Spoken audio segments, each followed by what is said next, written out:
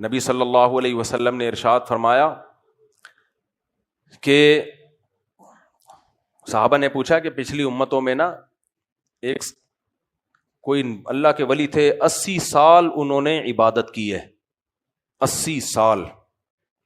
تو صحابہ نے عرض کیا یا رسول اللہ، ہم اس امت کی عمریں تو 80 سال نہیں ہوتی، 80 سال 1000 مہینے بنتے ہیں.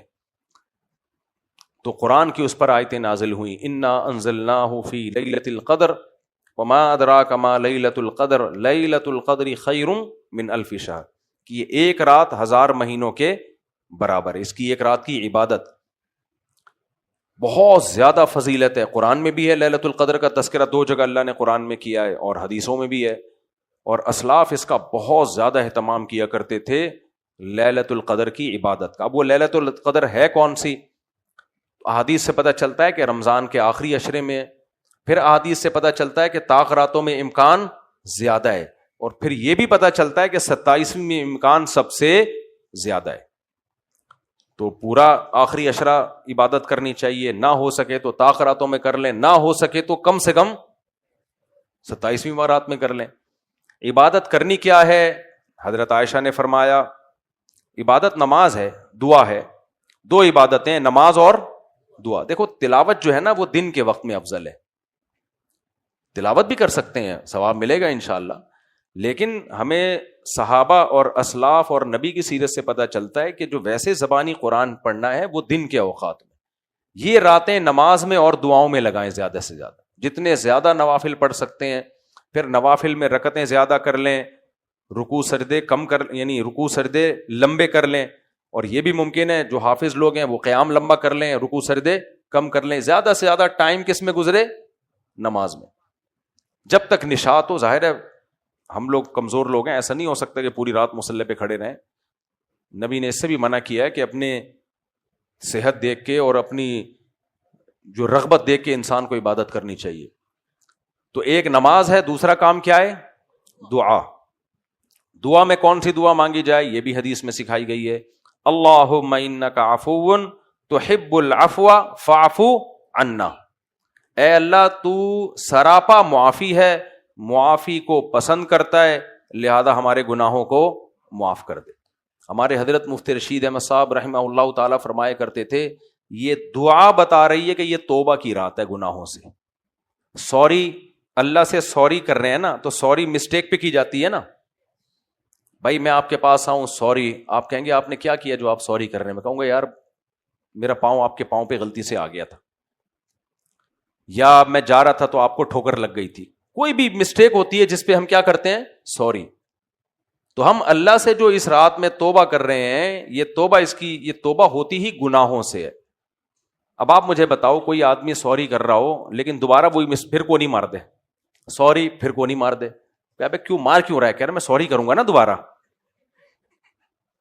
میں اس لیے مار رہا ہوں کہ میں نے آپ پھر ایک مکہ لگاؤ سوری. کہہ رہے سوری کیوں کیا آپ نے؟ اگر دوبارہ سے مارنا تھا تو کہہ رہے ہیں اس لیے تو سوری کی ہے کہ دوبارہ مارنا ہے تاکہ پھر دوبارہ سوری کروں. تو آج بھی بہت سے لوگ یہ کر رہے ہیں، گناہ کر رہے ہیں کہ لیلۃ القدر میں دعائیں مانگ کے معاف کر کے پھر دوبارہ سے عید کے بعد فلم دیکھنا شروع کر دیں گے. پھر وہی سیٹنگیں، پھر وہی انسٹاگرام پہ لڑکیوں سے گپیں اور وغیرہ وغیرہ. تو یہ توبہ نہیں ہے، یہ توبہ کے ساتھ مذاق ہے بھائی. تو 2 کام کرنے ہیں، ایک گناہوں سے توبہ. یہاں شیطان کہے گا بھائی تو توبہ کرتا ہے توبہ تیری ٹوٹ جاتی ہے. شیطان کو بولو میں ابھی اللہ سے پکا وعدہ کر رہا ہوں کہ گناہ نہیں کروں گا، اور ارادہ یہی ہے کہ نہیں کروں گا گناہ. اللہ کا وعدہ ہے جو ارادہ کر لے اللہ اس کے گناہ کو معاف کرتا ہے. لیکن شیطان پتہ ہے کیا وسوسہ ڈالتا ہے کہ دیکھ ہو تو جائے گا. تو آپ شیطان سے بولے جب ہو جائے گا دیکھا جائے گا، ابھی میرا ارادہ ہے کہ میں نہیں کروں گا. کیونکہ یہ چیز بھی رکاوٹ بنتی ہے توبہ میں. جن لوگوں کو گناہ کی عادت ہوتی ہے وہ پکا عزم کرتے ہیں کہ نہیں کرنا، پھر توبہ ٹوٹ جاتی ہے. تو پھر شیطان کہتا ہے کہ بھائی تیرے سے توبہ پہ قائم رہنا ممکن نہیں ہے، ٹوٹ جائے گی، تیرے کو پتا ہے. تو آپ بولیں یہ نالج اپنے پاس رکھ، زیادہ فنٹر بننے کی ضرورت نہیں ہے. ہمارا ارادہ ہے کہ ہم نہیں کریں گے بس. اب ہمیں نہیں پتا ہم اس ارادے پہ قائم رہ پاتے نہیں پاتے، ہم عالم الغیب نہیں ہے ہمارا. دیکھو توبہ کے قوائف میں یہ ہے کہ اس وقت عزم کر لو کہ آئندہ نہیں کرنا، دل میں پکا ارادہ ہو نہیں کرنا، جو ہو چکا اس پہ ندامت، اور اس وقت چھوڑ دو اس گناہ کو. یہ 3 ڈاکومنٹس ہیں، یہ آپ نے کمپلیٹ کر لیے تو آپ کا اکاؤنٹ کھل جائے گا. بھائی جیسے بہت سے ملک ویزا دینے سے پہلے ڈاکومنٹ کو دیکھتے ہیں کہ ڈاکومنٹ پورے ہیں تو ویزا ملے گا, نہیں ہے امریکہ کہتا ہے انٹرویو لے گا, وہ چیک کرتا ہے کہ بھاگے گا تو نہیں, وہاں جا کے سلپ تو نہیں ہو جائے گا. یو ایس اے یہ دیکھتا ہے. لیکن کچھ کنٹری کہتے ہیں آپ کے ڈاکومنٹس کمپلیٹ تو پکا ویزا ہے, ڈاکومنٹس کمپلیٹ نہیں ہے, ان کو یقین بھی ہو کہ یہ وہاں جا کے نہیں رہے گا, واپس آئے گا, پھر بھی نہیں دیں گے وہ. تو توبہ میں ڈاکومنٹس کا کمپلیٹ ہونا ضروری ہے. سمجھ میں آ رہی ہے بات؟ اللہ انٹرویو نہیں لیتے. آپ کے ڈاکومنٹس کیا ہیں, فرشتے چیک کریں گے بھائی 3 شرطیں اس نے پوری کر دی ہیں. پہلی شرط یہ ہے کہ جو مجھ سے ہو چکا اللہ میں اس پہ نادم ہوں, خوش نہیں ہوں. نمبر 2 ابھی فوراً اس گناہ کو میں چھوڑ رہا ہوں. نمبر 3 آئندہ کے لیے عزم ہے, دل میں پکا ارادہ ہے نہیں کروں گا.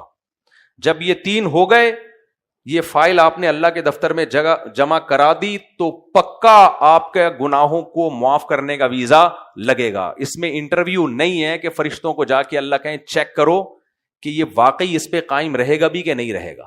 نہیں آئی میرا خیال ہے بات سمجھ میں, کہ یہ جو پکا وعدہ کر رہا ہے اس وعدے پہ قائم رہے گا کہ نہیں کرے گا, یہ نہیں ہے. ابے کیا ہو گیا, ہو جائے نا گناہ بعد میں ہو بھی جائے, یا وسوسہ آ رہا ہو کہ بھائی ہوگا, دیکھنا ہوگا, آنے دو, اس سے کوئی فرق نہیں پڑتا. کیونکہ یہ وسوسہ انسان کو توبہ سے روکتا ہے اور عبادت میں خشوع و خضوع ختم کر دیتا ہے, اللہ سے تعلق ختم کر دیتا ہے. شیطان کو آپ نے بولنا ہے بھائی ابھی میرا ارادہ ہے نہیں کروں گا, اگر تو کہہ رہا نا نہیں تو کرے گا, تو جب کرے گا تو دیکھا جائے گا, ابھی چھوڑ دے, ابھی نمٹ لیں گے. اور عزم کریں نہیں کریں گے, یہ نہیں کہ اچھا کر لوں گا چلو ٹھیک ہے تو کہہ رہا نا چلو ٹھیک ہے, پھر آ رہا پھر دوبارہ, ایسا نہیں ہو.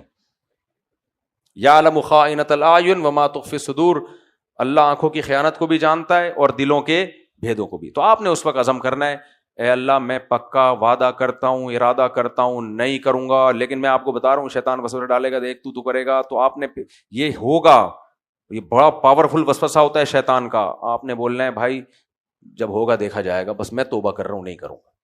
پھر اگر دوبارہ خدا نخواستہ ہو جاتا ہے تو پھر ارادہ کر لو یار. ایک صاحب تھے ہمارے جاننے والے, شراب کی عادت تھی, توبہ کرتے پھر پی لیتے, توبہ کرتے. ایک دن مجھے کہنے لگا اب تو توبہ کرتے ہوئے شرم آ رہی ہے, اللہ کیا کہے گا, توبہ توڑ دیتا ہے. میں نے کہا پیتے ہوئے تو شرم آ نہیں رہی, چھوڑتے ہوئے شرم آ رہی ہے. توبہ توڑتے ہوئے شرم آنی چاہیے نا, کیا خیال ہے کہ دوبارہ جب پی رہے ہو اللہ سے وعدہ کیا ہے تو پیتے ہوئے شرم نہیں آ رہی, دوبارہ توبہ کرتے ہوئے شرم آ رہی ہے. تو یہ وسوسے شیطان کے ہوتے ہیں. تو آپ اس رات میں کیا کرنا ہے, 3 کام کرنے. جو ماضی کے گناہ ہو چکے اس پہ گڑ گڑا کے توبہ کرنی ہے, اس وقت چھوڑ دینا ہے اس گناہ کو, اور آئندہ کے لیے عزم کرنا ہے اللہ میں دوبارہ گناہ نہیں کروں گا. اس جذبے کے ساتھ دعا مانگنی ہے اور ارادہ بھی کرنا ہے. تو یہ ہے اللہم انک عفو تحب العفو فاعف عنا, اس کا مطلب. اور اس کے علاوہ پھر باقی دعائیں بھی مانگیں, زیادہ اس دعا کو فوکس کرنا ہے. تو یہ لیلۃ القدر میں کرنے کے کام ہیں. اللہ تعالی ہمیں لیلۃ القدر نصیب فرمائے. ایک معتکف غلطی سے وضو خانے میں چلا گیا, 1 منٹ کے بعد واپس آیا, بغیر کسی حاجت کے گیا تھا, اب اس کی قضا کی کوئی صورت بتا دیں. اس کی قضا کی صورت یہی ہے کہ کل جو ہے وہ افطاری سے پہلے وہ نیت کر لے کہ میں اس اعتکاف کی 1 دن کی قضا کر رہا ہوں, اور پھر مغرب کے بعد وہ 1 دن کی, جو جس دن والا اعتکاف ٹوٹتا ہے اس دن کی قضا لازم ہوتی ہے. بس پچھلا والا سارا ہو گیا بھائی, 5 دن گزر گئے نا, اب غلطی سے باہر چلا گیا وہ, تو وہ 4 دن کا ہو گیا, 5واں دن جو غلطی سے کیا ہے اس دن کی قضا کرنی پڑے گی اس کو. اعتکاف تو ٹوٹ گیا وہ, لیکن اللہ ثواب لکھے گا 5 دنوں کا, ضائع نہیں کرے گا. اب کیا کرے گا, مغرب سے پہلے اس قضا کی نیت کرے گا, روزہ رکھ کے مغرب کے بعد یہ قضا مکمل, اور پھر نفلی اعتکاف کی نیت سے بیٹھ جائے. آئی بات سمجھ میں, یعنی ٹائم پورا کر لے. تو ہوگی نیت نفلی کی, لیکن ثواب اللہ پورا ہی دے گا اس سنت اعتکاف کا. وجہ اس کی اس نے جان کے نہیں توڑا نا, یا اس کو مسئلہ معلوم نہیں تھا. اور بعض ائمہ کے نزدیک اس کا اعتکاف ٹوٹا ہی نہیں ہے.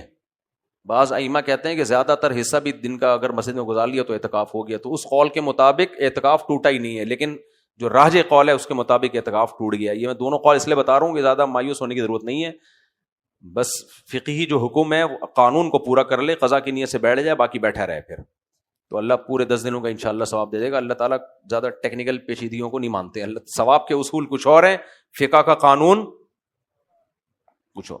یعنی قانون, اس جو اسلامی قانون ہے وہ الگ چیز ہوتی ہے, ثواب کا تعلق تو اللہ اور بندے کا معاملہ ہے نا. سمجھ میں آ رہی ہے بات, ثواب اللہ اور بندے کا معاملہ ہے, وہ اللہ ویسی غریبی میں دے دے گا انشاءاللہ.